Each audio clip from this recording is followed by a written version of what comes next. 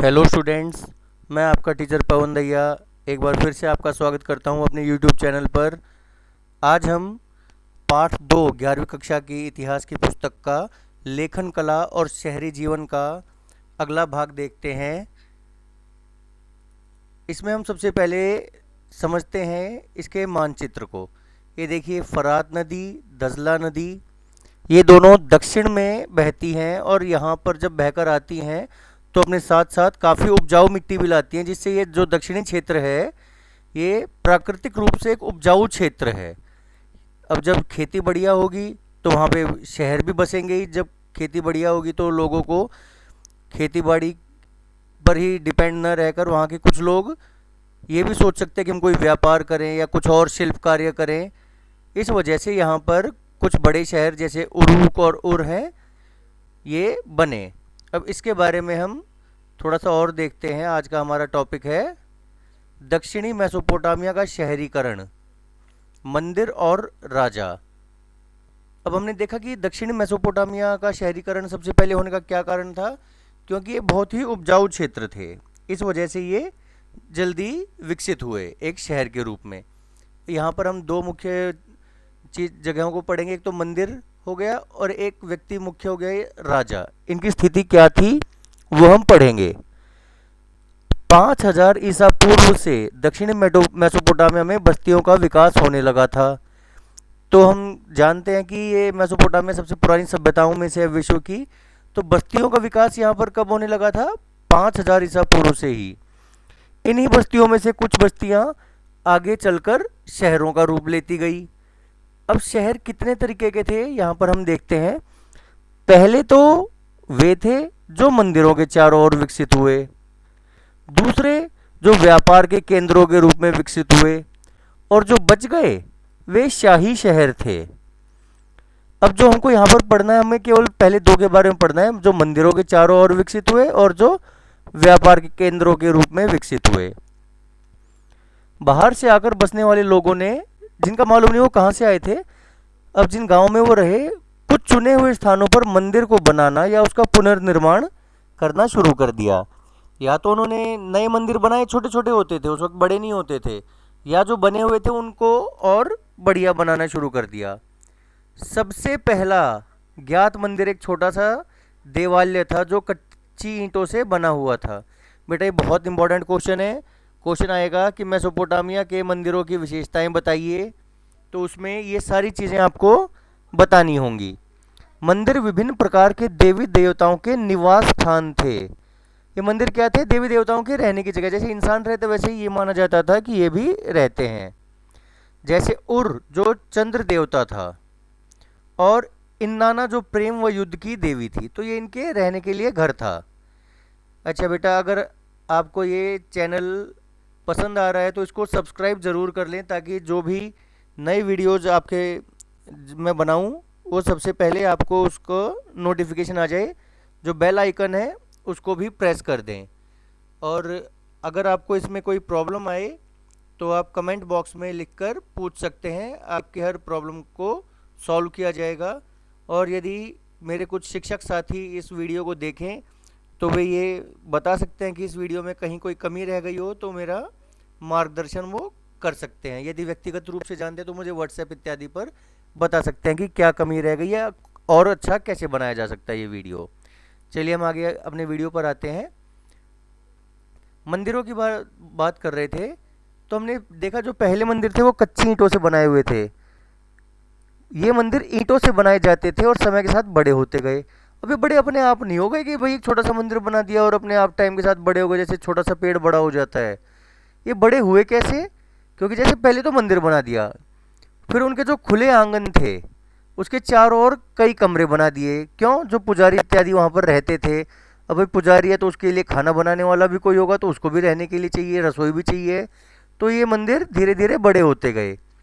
जो पहले मंदिर थे वो बड़े साधारण से थे, जैसे घर होते हैं वैसे ही, कोई साज सज्जा ज़्यादा कुछ नहीं, क्योंकि मंदिर भी किसी देवता का घर ही माना गया था। लेकिन मंदिर की जो बाहरी दीवारें हैं वो कुछ खास अंतराल के बाद या तो भीतर या बाहर की ओर मुड़ी होती थी। जैसे मंदिरों में हम देखते हैं कि जो जैसे जैसे ऊपर जाता है मंदिर, तो दीवारें अंदर की तरफ मुड़ जाती हैं और ऊपर जाके जुड़ जाती हैं। मस्जिदों में जैसे गुंबद होते हैं तो उसमें बाहर की तरफ भी निकला होता है थोड़ा सा हिस्सा। तो ये मंदिरों की विशेषता थी, जबकि घरों में ऐसा नहीं होता था। देवता पूजा का केंद्र बिंदु होता था। अब सीधी सी बात है, मंदिर है भाई, उसमें किसी देवता की पूजा करेंगे हम। और यहाँ पर ये देखें कि जो लोग थे, जनसाधारण थे, वो देवी देवता के लिए अन्न यानी अनाज, दही और मछली लाते थे। पुराने ज़माने में कुछ मंदिरों में देखा कि वहाँ पे फर्शों पर मछली की हड्डियाँ मिली हैं, उनकी परतें जमा हुई मिली हैं। तो इसे अंदाज़ा लगाया कि ये मंदिर में देवताओं को चढ़ाने के लिए लाते थे। आराध्य देव यानी जिनकी पूजा करते हैं, सैद्धांतिक रूप से जो खेतों हो गए, मत्स्य क्षेत्र जहाँ पे मछली पालन होता था, और स्थानीय लोगों के पशुधन का स्वामी माना जाता था। अब पूजा का हमारा कारण क्या रह गया कि हमारे खेतों की रक्षा करो, हमारे मत्स्य क्षेत्रों की रक्षा करो, हमारे पशुधन, हमारे पशुओं की रक्षा करो। इसलिए ये भेंट चढ़ाते थे। समय आने पर, कौन सा समय आने पर, जब जैसे फसलों की कटाई वटाई हुई उसके बाद फिर क्या होता था यहाँ पे मंदिरों में, वस्तुओं में बदलने की प्रक्रिया।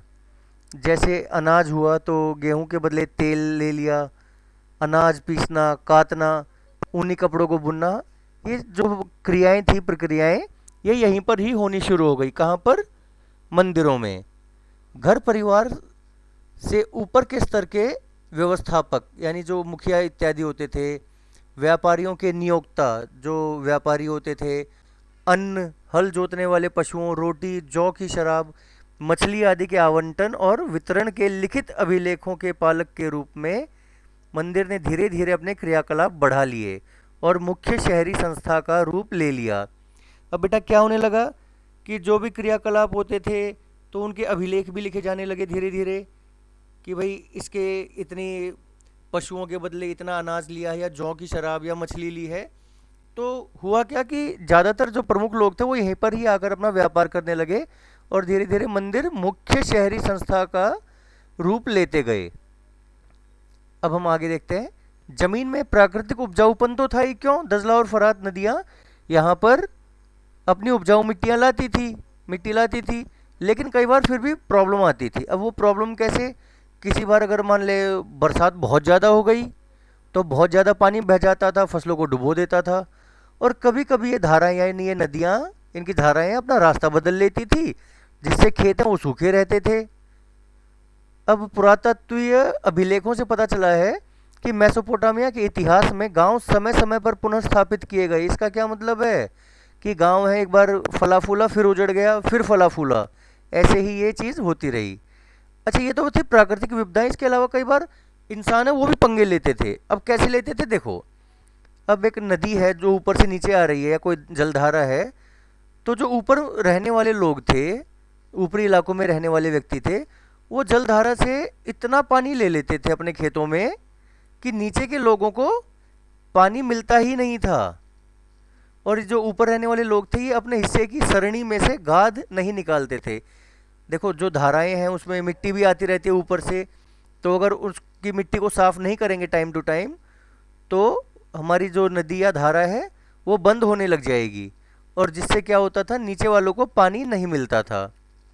इसलिए बार बार झगड़े होते थे देहातों में जमीन और पानी के लिए। जब किसी क्षेत्र में लड़ाई लंबी चल जाती थी तो जो जीते हुए मुखिया थे, अब यहाँ पे बेटा हम देखते हैं कि मुखिया का कार्य आरंभ में क्या था और बाद में वो किस प्रकार से उन्होंने अपने स्थान को बड़ा किया या बढ़ाया।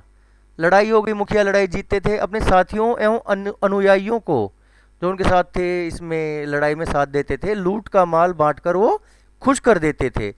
और जो लोग हार जाते थे उनका क्या करते थे, अपने साथ बंदी बना ले जाते थे। फिर उन्हें वो अपना कोई चौकीदार रख रहा है, कोई नौकर रख रहा है। इस प्रकार वे अपना प्रभाव और अनुयायियों की संख्या बढ़ा लेते थे। कई बार क्या होता कि ये जो चौकीदार और नौकर हैं ये भी बड़ी तारीफ करते कि साहब आप वो असली मुखिया, हमारे वाला तो बेकार था, हम तो आपकी साइड से लड़ेंगे, तो और फॉलोअर्स बन गए। किंतु युद्ध में विजयी होने वाले ये लोग नेता, जो नेता थे, स्थायी रूप से समाज के मुखिया नहीं थे कि भाई लड़ाई हो गई 100-50 आदमी, इन्होंने दूसरों को हरा दिया, माल बराबर बांट लिया और ये अब तू अपने रास्ते मैं अपने रास्ते, आज है तो कल चले जाते थे। लेकिन फिर एक समय ऐसा आया कि जब ये जो नेता थे मुखिया, इन्होंने समुदाय के कल्याण पर अधिक ध्यान देना शुरू कर दिया। इसका क्या मतलब है? अब उन्होंने केवल लूटपाट ही उनका काम नहीं था, अब ये था कि जो बस्ती है उसके लोग हैं उनके कल्याण के लिए भी कार्य करें, साफ सफाई की व्यवस्था, जल की व्यवस्था, ये सारी चीज़ें करें। इसके साथ साथ क्या हुआ, जो विजेता मुखिया थे उन्होंने कीमती भेंटों को देवताओं पर अर्पित करना शुरू कर दिया, जिससे कि मंदिरों की सुंदरता बढ़ गई। अब ये जीत के आए, तो जीते तो भाई देवी देवता का आशीर्वाद था तभी जीते, ये ऐसा मानना था। तो ये उनको कीमती भेंट चढ़ाते थे, मंदिरों का और बढ़िया निर्माण करवाते थे, उनकी साज सज्जा करवाते थे। उन्होंने लोगों को उत्कृष्ट पत्थर, जैसे लाजवर्दी हमने पढ़ा था, इस टाइप के पत्थर या धातुओं को लाने के लिए भेजा, जो देवता और समुदाय को लाभ पहुंचा सकें। और जो मंदिर की धन संपदा थी उसके वितरण में और मंदिर में आने जाने वाली वस्तुओं का हिसाब किताब भी अब यही रखने लगे। कौन? मुखिया। कि भाई जो पैसा मंदिर में चढ़ा है, कितना पैसा आया है, जो वस्तुएं आई हैं कितनी आई हैं, उन सब का हिसाब किताब ये रखने लगे। जैसा कि एनमरकर से जुड़ी कविता व्यक्त करती हैं कि इस व्यवस्था ने राजा को ऊंचा स्थान दिलाया। एनमरकर के बारे में हमने पिछले भाग में पढ़ा था। उस अपना वो दूत भेजा था अरट्टा, जो पगला सा गया था लेकिन बात बन नहीं पाई थी चांदी वांदी लाने में। अब हम देखते हैं कि पारस्परिक हितों को सुदृढ़ करने वाले विकास के एक ऐसे दौर के बारे में बात करेंगे जिसमें मुखिया है, मुखिया लोगों ने ग्रामीणों को अपने पास बसने के लिए प्रोत्साहित किया। बेटा पारस्परिक हित क्या होते हैं? जिसमें दोनों पार्टियों का फायदा होता है। अब मुखिया ने लोगों को कहा, ग्रामीणों को, कि भाई तुम मेरे आसपास ही बसो। इसका क्या फायदा हुआ कि अगर ज़रूरत पड़े तो मुखिया अपनी सेना को तुरंत इकट्ठी कर सके। इसके अलावा जो लोग अब आसपास बसे उनका क्या फ़ायदा था? लोग एक दूसरे के आसपास रहने से स्वयं को अधिक सुरक्षित महसूस कर सकें, इसलिए ऐसे कॉलोनियाँ बसती चली गई। उरुक जो उन दिनों सबसे पुराने मंदिर नगरों में से एक था। तो अगर क्वेश्चन आता है कि उरुक किस प्रकार का नगर था, तो आंसर क्या होगा आपका? मंदिर नगर। उसमें से हमें सशस्त्र वीरों और उनसे हताहत हुए शत्रुओं के चित्र मिलते हैं कि एक बंदा है उरुक का, या एक सेना है, उसने दुश्मन की सेना को हरा दिया। अब हम देखते हैं कि 3000 ईसा पूर्व के आसपास, यानी कि आज से लगभग 5000 वर्ष पहले, उरुक नगर का 250 हेक्टेयर भूमि में विस्तार हुआ। ये एक उस समय के हिसाब से बहुत अधिक क्षेत्रफल था। जो मोहनजोदड़ो था वो 125 हेक्टेयर भूमि पर तक ही फैल सका था। तो ये देखो उससे डबल था ये मोहनजोदड़ो, जो कि हड़प्पा का सबसे बड़ा शहर था। अब जब इसका विस्तार हुआ तो आसपास के जो छोटे छोटे गांव थे वो उजड़ गए और वहाँ के लोग दूसरी जगह जाने लग गए। उसका यह विस्तार शताब्दियों बाद फले फूले मोहनजोदड़ो नगर से दुगना था, ये हमने अभी वही सुना। यह भी उल्लेखनीय तथ्य है कि उरुक नगर की रक्षा के लिए उसके चारों तरफ बाउंड्री बना दी गई थी। जो उरुक नगर है 4200 ईसा पूर्व से 400 ईस्वी तक बराबर अपने अस्तित्व में बना रहा। यह कितने साल हो गए ये लगभग 3800 साल तक ये बना रहा। और 2800 ईसा पूर्व के आसपास तो ये पीक पर था, टॉप पर था, 400 हेक्टेयर तक फैल गया था। अच्छा, जो युद्धबंदी थे और स्थानीय लोगों को, जो युद्धबंदी या वहाँ के रहने वाले लोग थे, इनको अनिवार्य रूप से, अनिवार्य रूप का मतलब है भाई मजबूरी थी, करना ही था काम मंदिर का, या सीधे सीधे जो शासक है, जो राजा है, उसका काम करना पड़ता था। कृषि कर भले ही न देना पड़े, यानी कि जो खेती पर टैक्स भले ही न देना पड़े, लेकिन काम करना जरूरी था। जिन्हें काम पर लगाया जाता था उन्हें काम के बदले अनाज दिया जाता था, नहीं तो भाई खाएंगे क्या? तनख्वाह तुम दोगे नहीं, अनाज भी नहीं दोगे तो मर जाएंगे। सैकड़ों ऐसी राशन सूचियां मिली हैं जिसमें काम करने वाले लोगों के नाम और आगे कि भाई उनको क्या क्या दिया, अनाज, कपड़े, तेल कितने क्या दिए हैं। एक अनुमान के अनुसार एक मंदिर को बनाने के लिए 1500 आदमियों ने 5 साल तक प्रतिदिन 10 घंटे काम किया था, ये हम देख सकते हैं। शासक के हुक्म से आम लोग क्या करते थे? पत्थर खोदने, धातु खनिज लाने, मिट्टी से ईंटें तैयार करने और मंदिर में लगाने और सुदूर देशों में जाकर मंदिर के लिए उपयुक्त सामान लाने के कामों में जुटे रहते थे। यानी कि मंदिर का विस्तार करना एक प्रमुख कार्य था और इससे बहुत सारे लोगों को रोजगार भी मिलता रहता था। इसकी वजह से 3000 ईसा पूर्व के आसपास उरुक में खूब तकनीकी प्रगति हुई। अब ये कैसे हुई? बेटा जो लोग बाहर गए हैं, कोई मान लो पत्थर लाने या कुछ और सामान लाने, धातु लाने। तो अब वहाँ पर दूसरी जगह गए तो उन्होंने कोई नई टेक्निक सीख ली, उसको अपने यहाँ पर आकर बताया कि ऐसे ऐसे भी हम ये मंदिर बना सकते हैं, या ईंटों को इस प्रकार भी लगा सकते हैं। तो टेक्नोलॉजी वहाँ की काफ़ी एडवांस होती चली गई। कांसे के औजारों का प्रयोग होने लगा। जो वास्तुविद थे, आर्किटेक्ट, उन्होंने ईंटों के स्तंभों को यानी कि खंभों को बनाना सीख लिया था। अब क्योंकि बड़े बड़े कमरे बनने लग गए, तो उनकी छतों का बोझ संभालने के लिए शहतीर बनाने हेतु उपयुक्त लकड़ी नहीं मिलती थी। अब जब लकड़ी नहीं मिल रही थी तो खंभे किससे बनाने शुरू कर दिए उन्होंने? ईंटों से।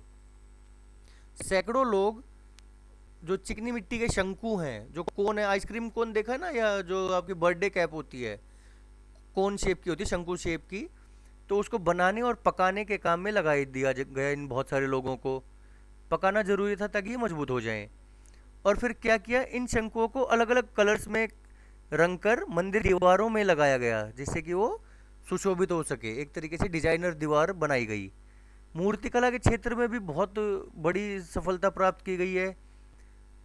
इसमें क्या होता था कि ये चिकनी मिट्टी पर नहीं बनाते थे, ये ज़्यादातर किस पे थी? आयातित पत्थरों से, यानी कि जो दूसरे देशों से मंगवाए गए थे या दूसरे क्षेत्रों से ये पत्थर मंगवाए गए थे। अच्छा, इसका हम एक ये देख लेते हैं। यहाँ पर देखिए एक व्यक्ति है दाढ़ी वाला, ये नीचे किसी को डरा रहा है।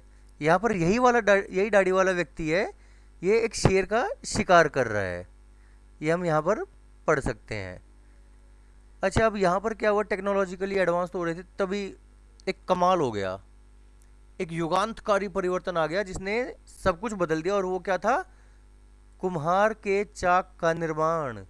जो कुम्हार का चाक है जिससे वो बर्तन बनाता है, वो यहीं पर सबसे पहले विकसित हुआ था। इससे फायदा क्या हुआ कि एक जैसे ही बहुत सारे बर्तन बड़ी आसानी से बनाए जा सकने लगे थे। तो ये हमने अभी सारा पढ़ा है। अब ये एक चित्र है, ये क्या है? एक बेलनाकार मुद्रा की छाप। अब ये थोड़ा सा हम पहले नीचे देखते हैं कि ये होता क्या है। ये गोल गोल मुद्राएं हैं बेलन के जैसी, लेकिन जैसे बेलन से रोटियां पकाते हैं, इसको जब गोल गोल घुमाते थे इस मिट्टी पे, चिकनी मिट्टी पे, तो ये अपनी एक कोई पर्टिकुलर छाप छोड़ देती थी, ये मोहरें। तो ये बेलनाकार मोहर है, ये एक्चुअल में इस तरीके से गीली मिट्टी पर ये मोहर लगा देते थे। अब इसको हम देखते हैं, ऐसी एक मोहर का हम यहाँ पर जिक्र देखते हैं। लगभग 3200 ईसा पूर्व की है। दाढ़ी वाला व्यक्ति है, सशस्त्र यानी कि इसके पास भाला है, वही जो ऊपर हमने अभी देखा। और इसमें 3 युद्धबंदी है, एक ये और एक ये।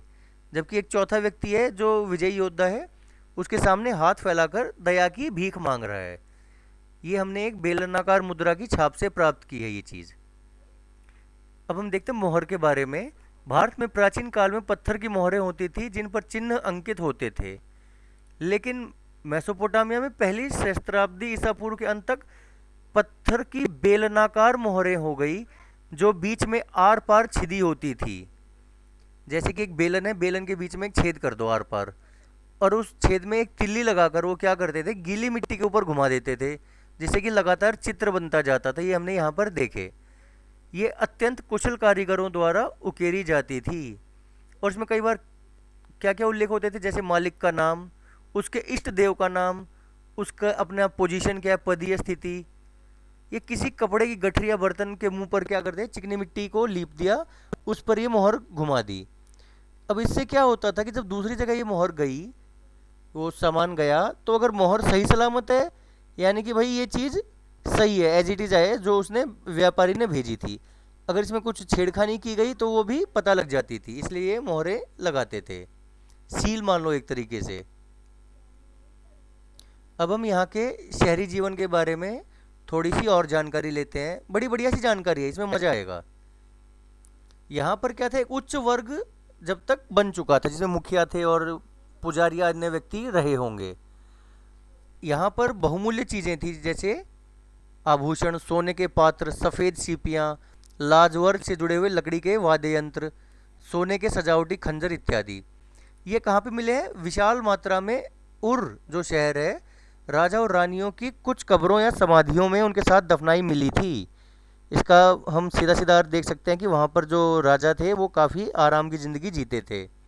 लेकिन आम आदमी की क्या स्थिति थी ये हमको नहीं मालूम। अब हम थोड़ा सा और पढ़ते हैं वहाँ के बारे में कि परिवार का क्या स्वरूप था। कानूनी दस्तावेज हैं जैसे विवाह हो गया, शादी का, उत्तराधिकार का, इनसे हम अगर देखें तो पता लगता है कि वहाँ पर एकल परिवार यानी कि न्यूक्लियर फैमिली को ही आदर्श माना जाता था। न्यूक्लियर फैमिली में क्या होता है, मियाँ बीबी और उनके बच्चे। हालांकि नॉर्मली क्या होता था, शादीशुदा बेटा है उसका परिवार अक्सर अपने माता पिता के साथ ही रहा करते थे और पिता परिवार का मुखिया होता था। विवाह करने की भी इसमें बड़ी बढ़िया सी विधि बता रखी है। क्या है कि जिसको अगर विवाह करना है तो वो उसके बारे में घोषणा कर देता था कि भाई मैं इससे शादी करना चाहता हूँ। और फिर लड़की के माता पिता, वधू के माता पिता विवाह के लिए अपनी सहमति दे देते थे कि भाई लड़की वाले भी तैयार हो गए, पहले लड़के वाले ने कहा, बाद में लड़की वाले भी तैयार हो गए। इसके बाद वर पक्ष के लोग वधू पक्ष को कुछ उपहार देते थे। कौन? लड़के वाले लड़की वालों को कुछ उपहार देते थे। जब विवाह की रस्म पूरी हो जाती थी तब क्या होता था, दोनों पक्षों की ओर से फिर से उपहार जो गिफ्ट थे एक दूसरे को दिए जाते थे और एक साथ बैठकर वो डिनर करते थे, फिर मंदिर में जाकर भेंट चढ़ाते थे। अब इसका क्या मतलब है कि मंदिर में जाकर भेंट चढ़ाना, कुछ वो वहाँ पर अपने हिस्से के कोई संपत्ति इत्यादि छोटा मोटा कुछ चढ़ाते थे जिससे कि देवता को प्रसन्न किया जा सके।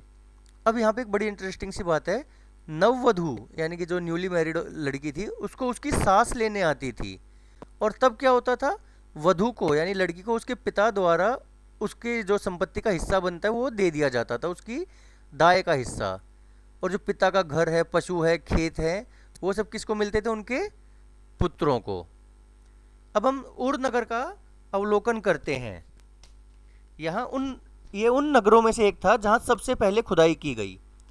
उर मेसोपोटामिया का एक ऐसा नगर था जिसमें साधारण घरों की भी खुदाई की गई और हमें काफ़ी बढ़िया वहाँ की नगर योजना के बारे में पता चलता है। 1930 के दशक की बात है। टेढ़ी मेढ़ी और संकरी गलियाँ थी, यानी कि गलियाँ सीधी नहीं थी जैसे हड़प्पा संस्कृति में थी, और पहिए वाली गाड़ियाँ वहाँ के अनेक घरों तक नहीं पहुँच सकती थी। इतनी छोटी छोटी गलियाँ भी रही होंगी कि भाई वहाँ पर पहिए वाली गाड़ी का पहुँचना पॉसिबल नहीं था। अब फिर वहाँ तक कैसे जाता था सामान? अनाज के बोरे और ईंधन के गट्ठे संभवतः गधे पर लाद कर घर तक लाए जाते थे। देखा गधे कितने काम कर रहे थे उस वक्त। पतली और घुमावदार जो गलियां थी और घरों के भूखंडों का एक जैसा आकार नहीं था, यानी कोई घर बड़ा है, कोई छोटा है, कोई शानदार बना हुआ है, कोई बिल्कुल साधारण बना हुआ है। इससे क्या पता चलता है कि यहाँ पे नगर नियोजन की कोई प्रॉपर पद्धति नहीं थी, कोई तरीके से नगर नियोजन नहीं किया गया था जैसे हड़प्पा सभ्यता में किया गया था। और यहाँ पर जो गलियों के किनारे है पानी के लिए नालियाँ नहीं थी। जैसे कि हम देखते हैं मोहनजोदड़ो की जब खुदाई की गई तो वहाँ पे घरों के किनारे नालियाँ थी जो जल निकासी के काम आती थी। अब यहाँ पर कैसे होती थी? उर में मिट्टी की नलिकाएं उर नगर के घरों के भीतरी आंगन में पाई गई हैं। इसमें क्या हम समझ सकते हैं कि जो घर की छत थी उनका ढलान अंदर की तरफ होता था। ऐसा क्यों? क्योंकि हमें मालूम है ये थोड़ा सा रेगिस्तानी इलाका था, तो ये पानी को वेस्ट नहीं होने देते थे।